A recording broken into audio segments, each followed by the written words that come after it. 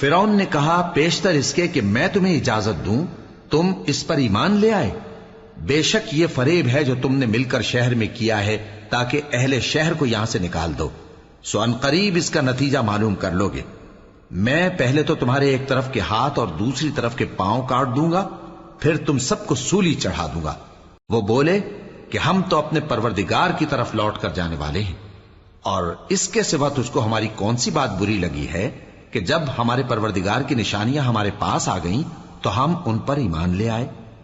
اے پروردگار، ہم پر صبر و استقامت کی دہانے کھول دے اور ہمیں فرمانبرداروں کی حالت میں وفات دیجیو۔ اور قوم فرعون میں جو سردار تھے کہنے لگے کہ کیا آپ موسیٰ اور اس کی قوم کو چھوڑ دیجیے گا کہ ملک میں خرابی کریں اور آپ کو اور آپ کے معبودوں کو چھوڑ دیں؟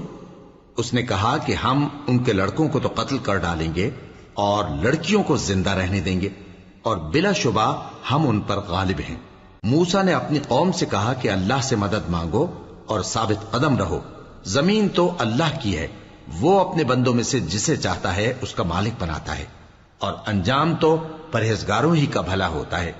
وہ بولے کہ تمہارے آنے سے پہلے بھی ہم کو اذیتیں پہنچتی رہیں اور تمہارے آنے کے بعد بھی۔ موسیٰ نے کہا کہ قریب ہے کہ تمہارا پروردگار تمہارے دشمن کو ہلاک کر دے اور تمہیں زمین میں خلیفہ بنائے، پھر دیکھے کہ تم کیسے عمل کرتے ہو۔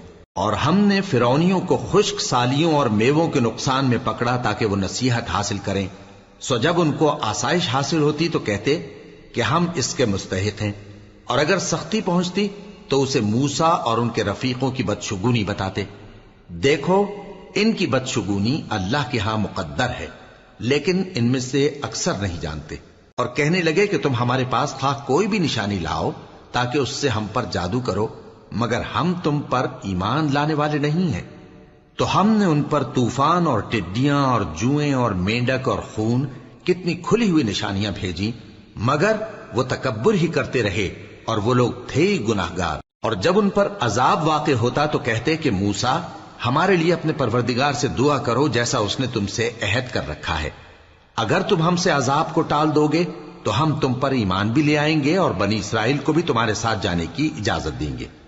پھر جب ہم ایک مدت کے لیے جس تک ان کو پہنچنا تھا ان سے عذاب دور کر دیتے تو وہ فوراً عہد کو توڑ ڈالتے، تو ہم نے ان سے بدلہ لے کر ہی چھوڑا کہ ان کو سمندر میں ڈبو دیا، اس لیے کہ وہ ہماری آیتوں کو جھٹلاتے اور ان سے بے پرواہی کرتے۔